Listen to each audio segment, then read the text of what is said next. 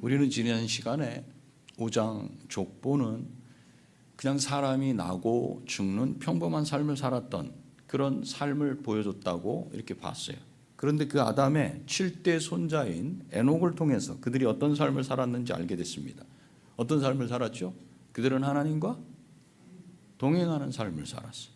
또 10번째 손자인 노아를 통해서 무엇을 우리에게 가르쳐 주셨냐면 약속을 믿고 살았다. 동행하고 약속을 믿고 살았다. 아담과 하와의 타락 이후에 에덴 동산 밖에서 살아가는 아담과 하와의 자녀들이 4장 17절부터 24절까지 나오는 가인 계열의 한 계열과 또 5장에 나오는 셋 계열, 이렇게 두 계열로 나뉘어졌다는 것을 우리가 알았어요. 하나는 하나님의 약속의 말씀을 붙들고 하나님께 순종하면서 하나님 뜻에 살았던, 뜻을 쫓아 살았던 5장에 나오는 사람들이 있는가 하면 그 반대의 사람들이 있었다는 겁니다. 그러면 이렇게 두 계열이 서로의 특징을 유지하면서 인류 역사가 계속 흘러내려갔을까? 그들의 그 특징이 계속 유지되었을까? 특히 하나님과 동행하면서 하나님의 약속을 믿고 살았던 사람들은 자자손손 계속 그렇게 살 수 있었을까? 오늘 본문은 그렇지 않다고 말해줍니다.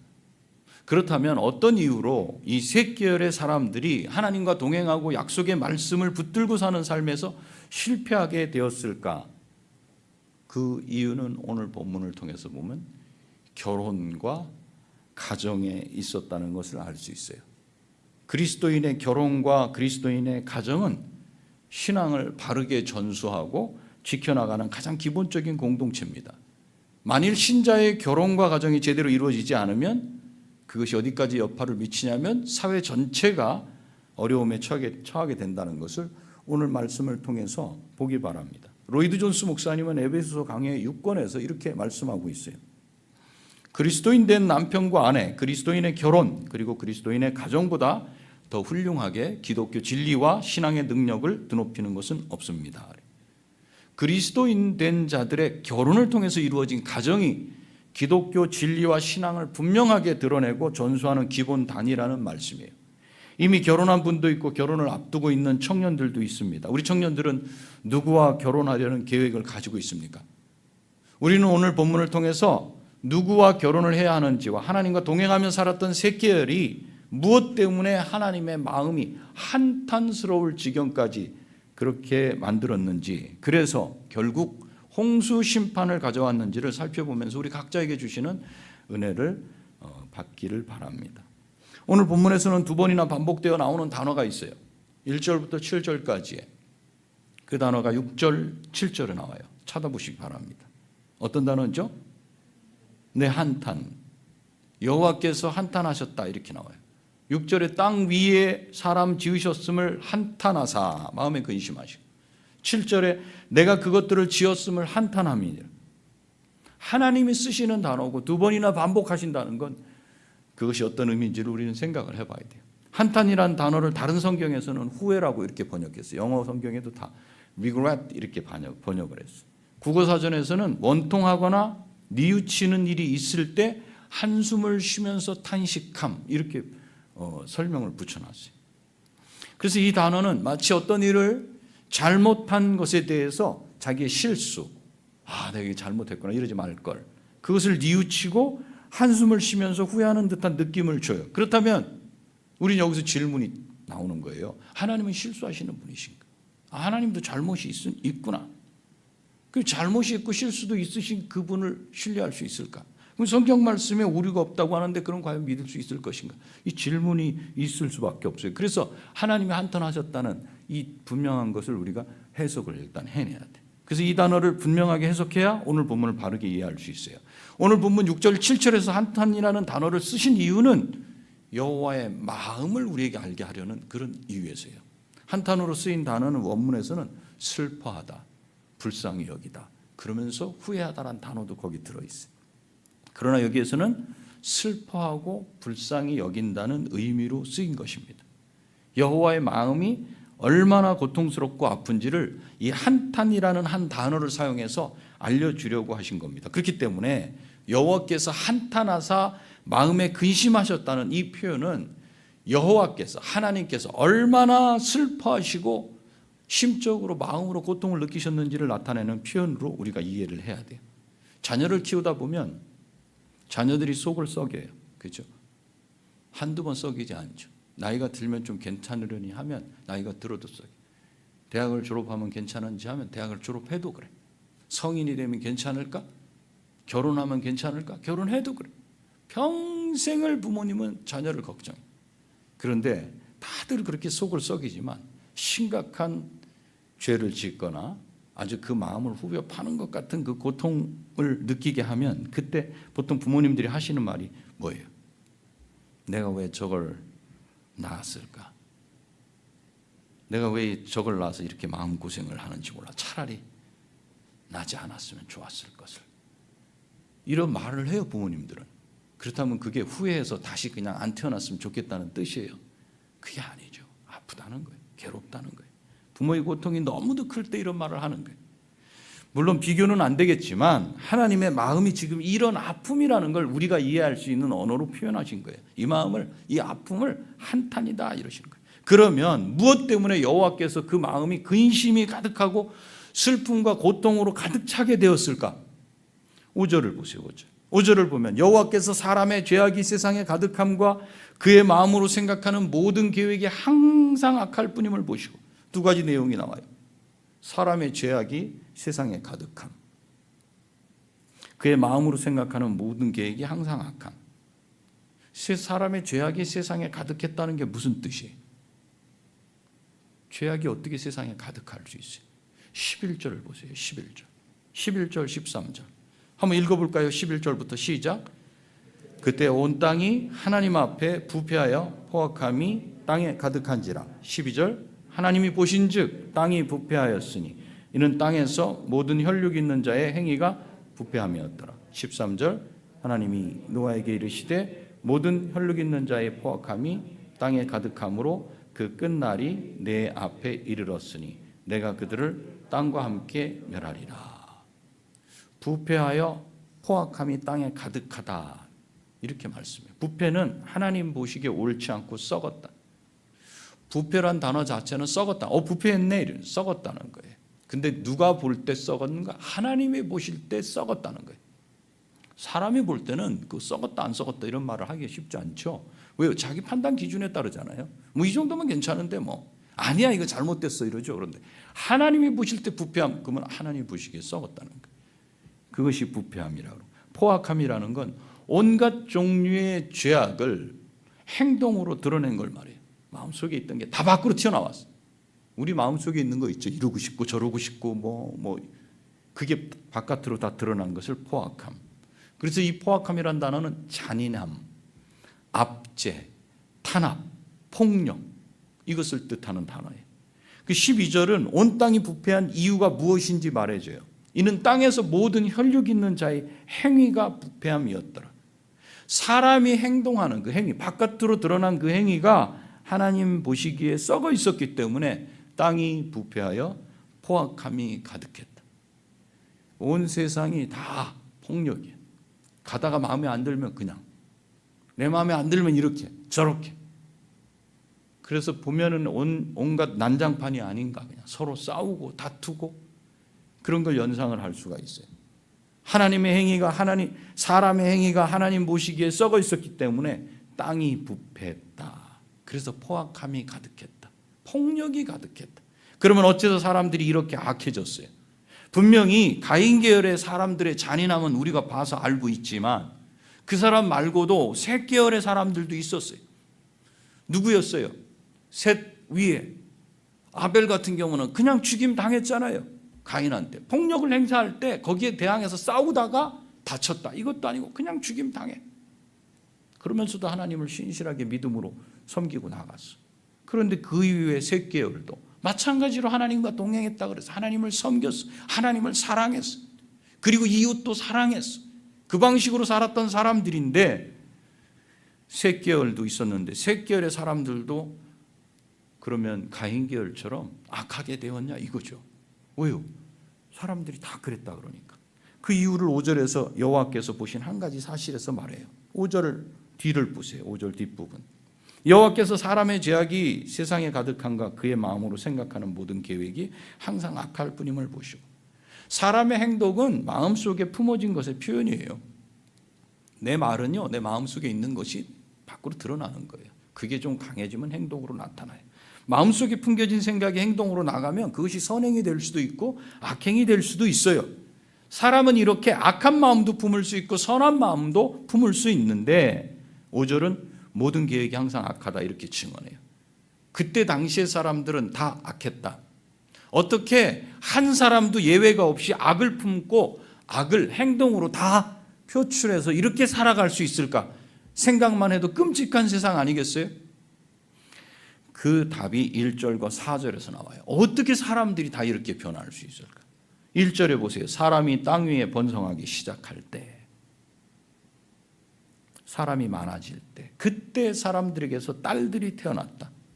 여기 딸들이 태어났다라고 말하는 것은 그 다음 절에 나타나는 말씀과 연결해서 비교하려는 그런 뜻에서 말씀하신 것이지 딸만 태어났다 이걸 말씀하는 건 아니에요.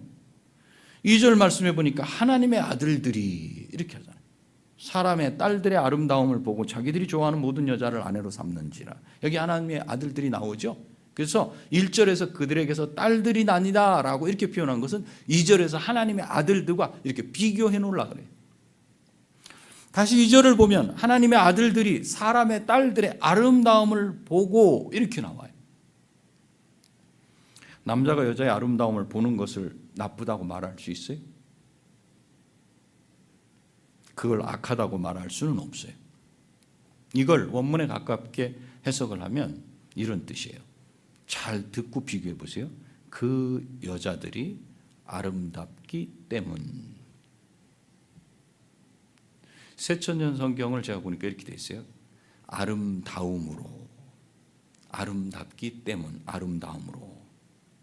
그러면 우리 개역개정의 번역이나 지금 제가 읽어드린 이 번역이나 같은 뜻이 아닌가 이렇게 생각할 수 있죠. 같은 뜻입니까, 여러분? 2절에서 말하고 있는 것은 단순하게 여자의 아름다움, 어머 이쁘네, 결혼해야지. 아름답다. 단순하게 여자의 아름다움을 바라봤다는 그것을 말하는 게 아니고 아름답기 때문에 바라봤다는 거예요. 풀어서 말하면 내가 그 여자를 바라본 이유가 아름다움이었다. 이전에는 아름다움이 없었는데 시간이 지나면서 아름다운 여자들이 막 태어났다. 그런 뜻이 아니고 이제부터 사람들이 많아지는데 사람들의 관심을 끄는 유일한 조건이 있다면 그것은 무엇이었는가? 외모의 아름다움뿐이었다. 그걸 말해주는 거예요. 그래서 이 외적인 아름다움에 따라서 자신들의 여자를 택했어요. 자기 눈에 아름다우면 어떻게 했어요? 조건이 그거예요. 아름답냐? 응, 그럼 내가 택해. 그 사람은 몇 사람이 되었든지 다 아내로 삼았다는 거예요.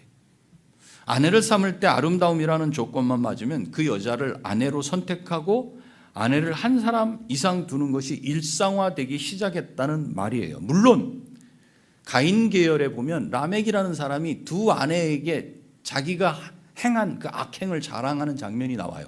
그쪽에는 두 사람 결혼하는 거 뭐 있었겠죠. 그런데 셋 계열은 그렇지 않았었어요. 그런데 지금 보니까 아름다움이라는 조건만 맞으면 딱 한 가지 조건, 그것만 맞으면 누구든지 다 아내로 택하는 두 사람, 세 사람, 여러 사람하고 결혼하는 그런 일이 일어났다. 그런데 그것을 여호와께서는 어떻게 보시냐 이거예요. 우리의 행위를 하나님이 어떻게 보시냐가 중요해. 3절에 여호와께서 이르시되 나의 영이 영원히 사람과 함께하지 아니하리라 이렇게 말씀하셔요. 무슨 뜻이에요? 하나님이 영이 이제까지는 사람과 함께 이 땅에서 살아오셨는데 사람들이 이렇게 아내를 취하니 이제는 이들과 더 이상 함께할 가치가 없어졌다. 함께하지 않으시겠다 이 말씀이에요. 이렇게 더 이상 나의 영이 사람에게 머물러 있지 않을 것이다 라고 선언하신 이유가 뭐예요? 개역개정에는 그 이유를 이는 그들이 육신이 됨이라 라고 이렇게 표현해요. 우리가 알기가 쉽지 않은 내용이에요. 육신이 된다. 이것을 제가 쉬운 성경을 보니까 쉬운 성경이 이렇게 돼 있어요. 그들이 실수를 범하여 육체가 되었기 때문이다 라고 분명하게 번역을 했어요. 여기 이 앞의 내용이 중요한 거예요. 실수를 범해서 육체가 됐다는 거예요. 그 일을 하기 전에는 육체가 안 되었다는 거예요. 영이 함께 하셨어요.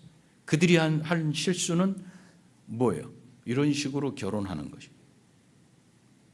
자기 눈에 아름다우면 그 조건만 맞으면 무조건 결혼하는 그거. 그것은 하나님 보시기에 죄를 범하는 것이고, 이런 범죄를 저질러서 그들이 육체가 되었다. 성경은 이렇게 말하고 있어요. 전에도 육체를 가지고 있어요. 그렇죠? 육체 없는 인간이 아니잖아요. 사람은 육체를 가지고 있어요, 기본적으로. 그런데 여기 육체가 되었다고 표현한 것은 여자의 아름다움만을 보고 결혼하는 이런 식의 결혼으로 인해 영혼은 없고 몸만 있는 존재처럼 되었다. 누구와 똑같은 거예요? 짐승과 같이 되었다는 거예요. 짐승처럼. 아름다움 하나만으로 아내를 삼고 그렇게 선택한 모든 여자를 아내 삼는 그런 방식은 사람이 아닌 짐승과 같은 방식이고 짐승과 같은 삶이었기 때문에 그래. 그래서 하나님의 영이 더 이상 사람들과 함께할 가치가 없다. 이렇게 결정을 하시고 선언을 하신 거예요. 이렇게 짐승처럼 변해버린 인간들에게 하나님께서는 그래도 기회를 주셔요. 120년의 시간을 더 주시겠다는 거예요. 하나님이 120년 딱 끝내고 너희를 없애겠다. 이게 아니라 120년의 시간을 주셔서 기회예요. 120년은 짐승에서 짐승 같은 삶에서 사람으로 돌아올 기회의 시간으로 주어진 겁니다. 그러나 사람들은 하나님이 베푸르신 은혜의 120년을 잡았을까요? 잡지 않았을까요? 잡지 않았어요. 그것을 예수님께서는 종말의 때를 말씀하시는 마태복음 24장 38절에서 이렇게 말씀해요. 있습니까? 읽어볼까요? 시작.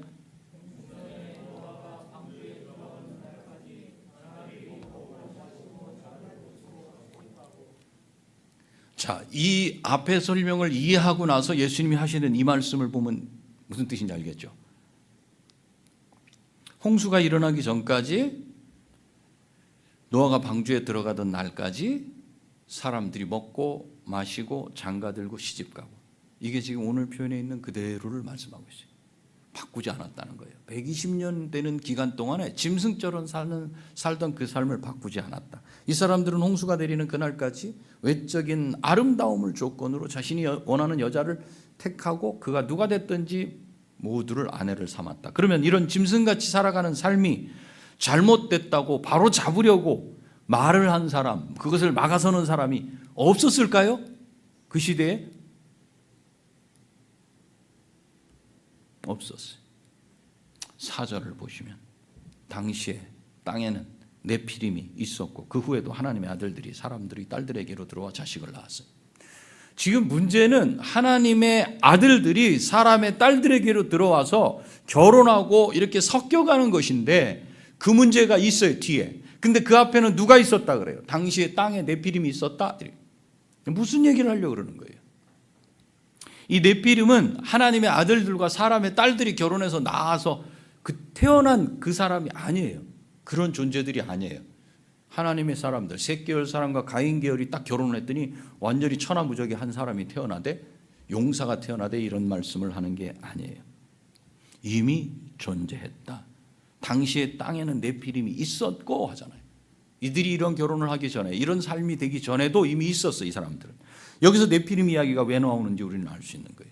이 사람들은 용사다, 고대의 유명한 사람들이다, 이렇게 말해요. 이게 무슨 뜻이냐면, 고대에는 누가 지도자가 되냐면은 누가 돼요? 힘이 센 사람이에요. 힘이 센 사람. 용사가 되는 거예요, 용사. 싸움 잘하는 사람이에요. 그가 사회의 지도자가 돼. 그러니까 지금 네피림 이야기를 하고 있다는 건 이 사회의 지도자가 누구였는가? 네피림이.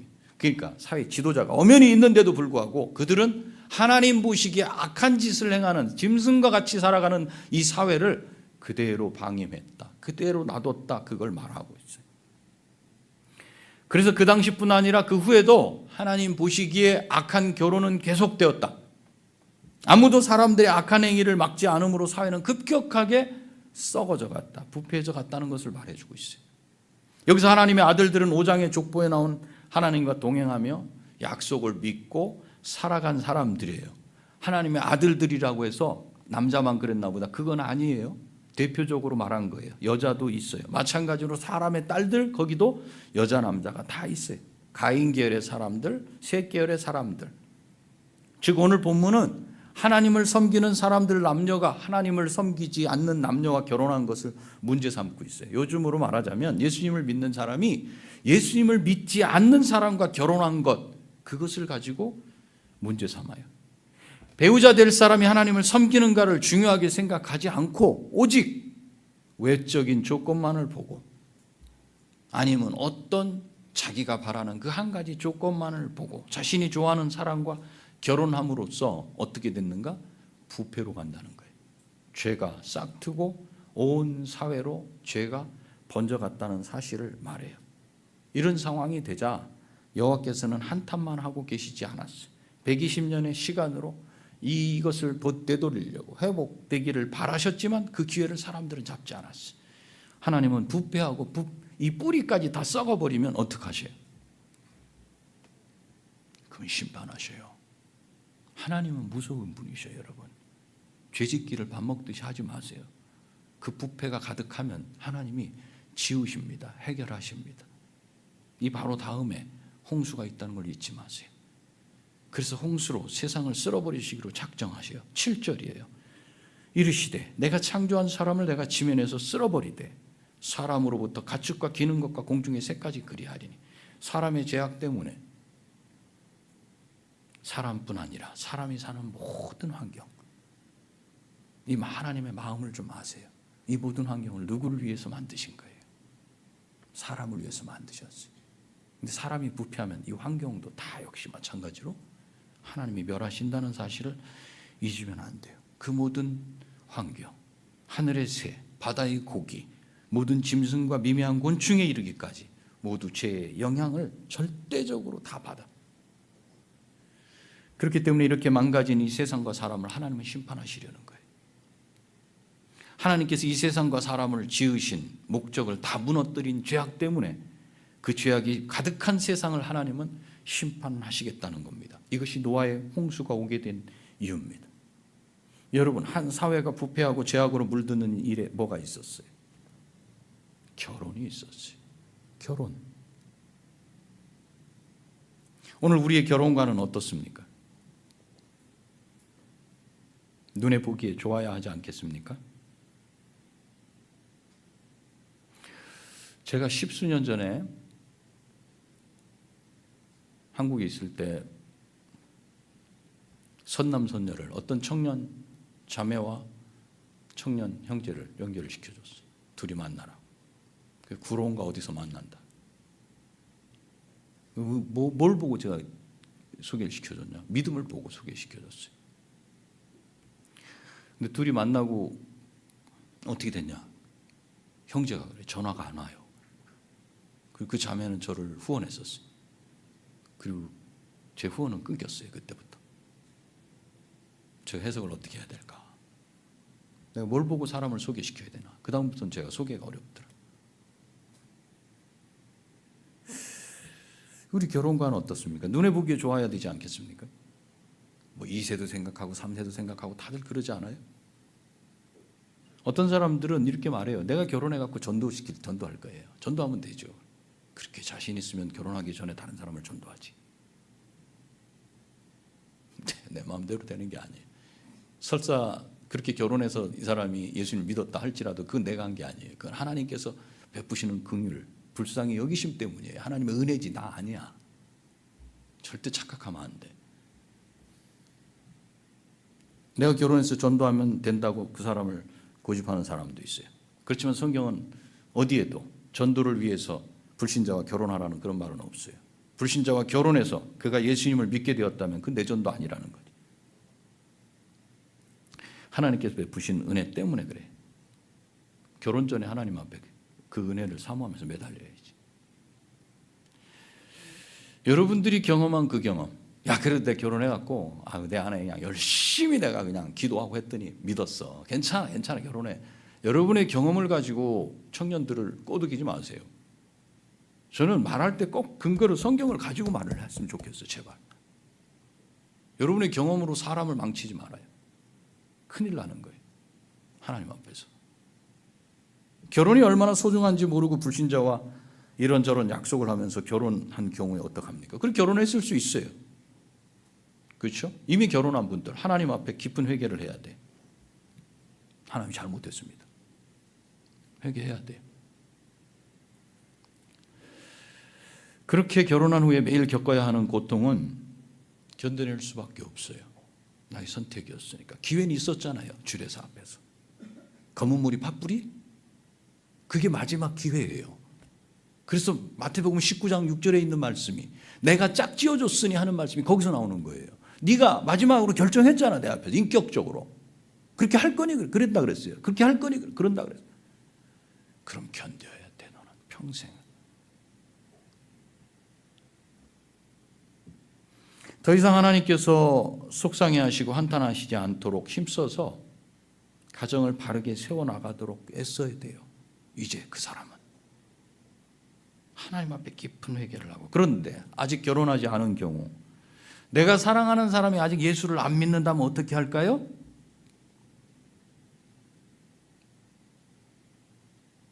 우리 청년들,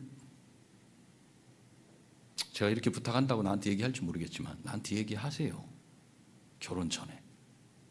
결정 다 해놓고 나한테 와서 얘기하면 내가 아무 말도 할 수가 없어요. 그래도 최소한 신앙 양심으로 저는 여러분 청년들을 위해서 기도하는 사람이에요. 저한테 이야기를 하세요. 결정하기 전에. 만약에 사랑하는 사람이야. 저 사람 없으면 부모님이 없어도 살 수 있겠지만 저 사람 없으면 나는 못 살 것 같아. 그럼 어떻게 해야 돼? 헤어져야 돼. 헤어지지 못해. 집에 와서 부모님 앞에 무릎을 꿇고 아버지 못 살아요 저는 이러면 어떤 부모가 짐 싸갖고 나가라 이 정도까지 하는 부모가 강한 부모야. 그러나 내보내놓고 그 부모는 날마다 울어요. 어떻게 해야 돼? 그럼 부인이 옆에 와서 또 들릴라 알죠? 들릴라 여보 애 죽어 저러다 그냥 결혼해서 하나님이 저 전도하면 되지 않겠어? 우리 부인마님들 좀 조심해 주시기 바래요. 남편 귀에 삼손 귀에 자꾸 들릴라처럼 꼬드기지 말라고.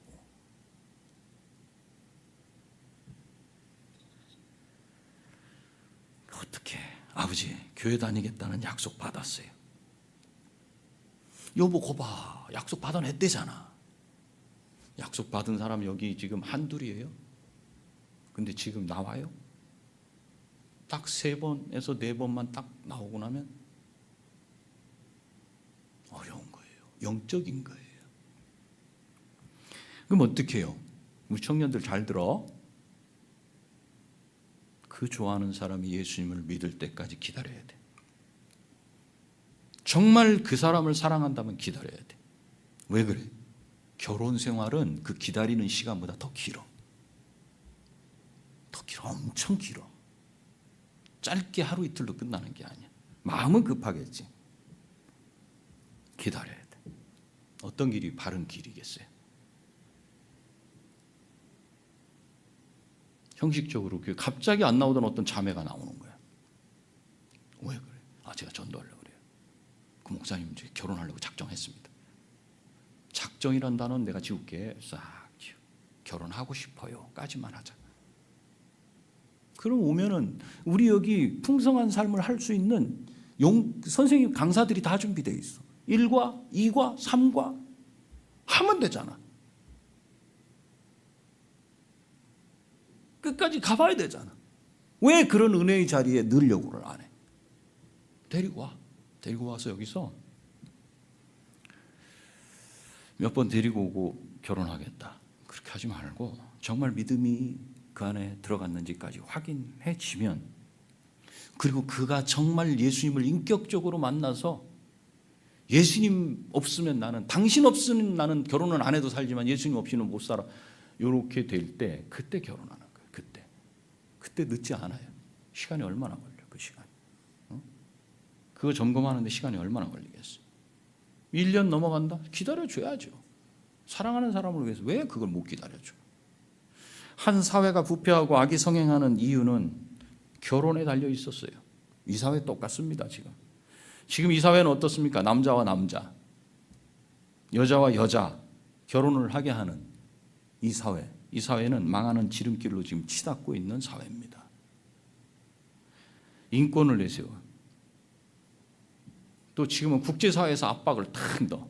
인권단체가 막 몰아붙여서 법을 개정하도록 이렇게 만들어. 법을 제정하도록. 인권이 뭐예요? 인권이 여러분? 인권은 하나님이 지으신 사람들을 뭘 인정해야 된다는 거예요? 지금 하나님이 지으신 사람들? 창조를 인정해야 된다는 거예요. 하나님이 지으신 사람들을 하나님의 말씀대로 존귀 여기는 게 인권이에요. 성경 말씀을 다 제쳐놓고 그냥 세상에서 듣고 아는 그런 걸 가지고 그걸 인권이다 뭐다 해서 거기 참여해가지고 막 이야기하려고 하지 마세요.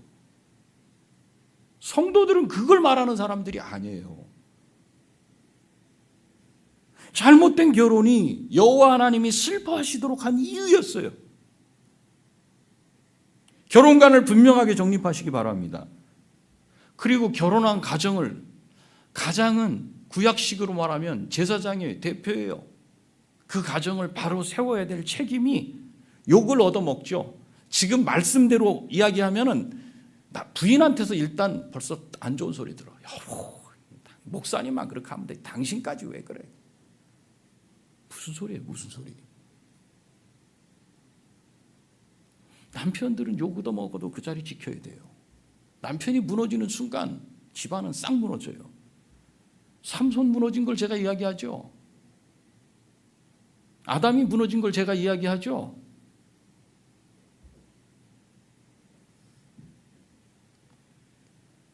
옆에서 꼬드기는 말 하지 마세요. 그 말씀 한마디 하시려면 우리 자매분들은 기도를 그만큼 더 하세요. 깊이 말씀을 놓고 그냥 신적인 걸 보려고 하지 말고 말씀을 붙잡고 기도해 보세요. 하나님 만나 주시니까. 그러면 저 하늘 보좌에 하나님 아버지를 볼 수 있어요. 가정을 바로 세우셔야 돼. 하나님이 한탄하시도록 우리의 관점을 흐리게 해서는 안 돼. 하나님 말씀에 따른 세계를 보지 못하는 맹인이 아니라 하나님의 나라를 보면서 그 아래에 있는 세상을 해석할 수 있는 여러분이 되시기를 바랍니다. 아멘? 아멘이 좀 시원하지 않아? 왜 그래? 자매들을 얘기했거든. 감히 남자가 어디 이 나이 돼가지고 자매들한테 뭐라고 이야기를 해? 이게 불편한 거지 지금. 남편들 정신 똑바로 차려요.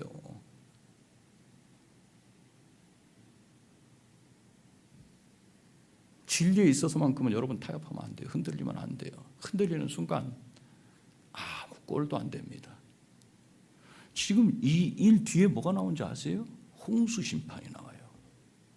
하나님은 그 부패하고 포악으로 가득 찬 세상은 절대 놔주지 않으신다는 거예요. 지금 어쩌면 120년의 기회를 우리한테 주셨는지 몰라요. 지금 이 사회가 어떻게 돼가고 있어요? 남자와 남자의 결혼을 의료보험공단에서 그거 인정을 해줘가지고 의료보험 혜택 받도록 하잖아요. 이제는 더 심해져요. 앞으로. 지금 뭘 건드리는지 아세요? 이 세상이 결혼을 건드려요. 결혼 건드리면 어떻게 된다? 우리는 오늘 분명히 보는 거예요. 그러면 세상은 부패하고 썩는다. 그럼 하나님은 다 쓸어버리신다. 여러분, 가정을 남자 혼자 세울 수 없습니다. 우리 아내 되시는 분들, 남편이 부족하고 연약해도 세워주세요. 기도하세요. 저 사람이 좀 하나님의 음성을 들을 수 있게 좀 해주십시오. 아버지, 말씀을 보면 좀 깨닫게 해주십시오. 그냥 세상 것만 보느라고 정신없게 하지 마시고 기도할 수 있잖아요. 그리고 기다려주고. 남편들은 하나님 앞에 목숨 걸어야죠. 어떡하겠어요? 내 가정이 부패하고 썩고 하나님의 심판을 받느냐 마느냐는 나한테 달려있다. 그럼 내가 어떻게 해야 돼요? 만나야죠. 아버지를 만나야죠. 그럴 수 있게 해달라고 기도하셔야 돼요. 여러분도 여러분의 자녀들도 하나님을 기쁘시게 하고 예수 그리스도를 닮아서 거룩하게 자랄 수 있도록 최선을 다하시는 그런 삶이 되시기 바랍니다. 그래서 바른 가정과 바른 교회를 이루어 가시는 우리 모두가 되어서 이 사회가 부패해가는 걸 좀 막을 수 있도록 그런 소금과 빛이 되시기를 부탁드립니다. 기도하시겠습니다. 바른 신앙으로, 아버지부터 우리 어머니가 바른 신앙으로, 그래서 이제 결혼을 앞둔 자녀들에게 어떤 결혼을 해야 될지를 분명히 창세기 6장으로 설명할 수 있는 그런 아버지 어머니가 다 돼서 가정을 바로 세우고 후대의 가정도 바로 세워서 하나님을 기쁘시게 하는 그런 가정, 교회가 되게 해달라고 우리 기도하시겠습니다.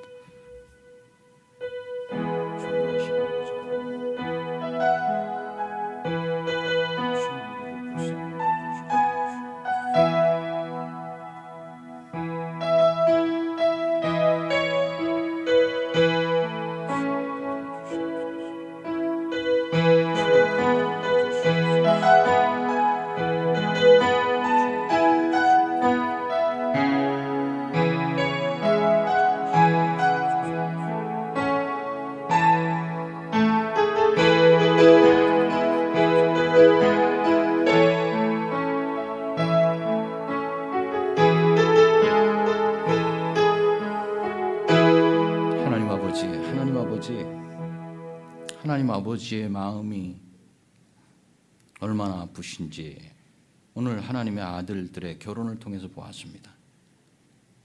가정이 믿음의 최소 단위인 것을 우리가 오늘 또 보았습니다.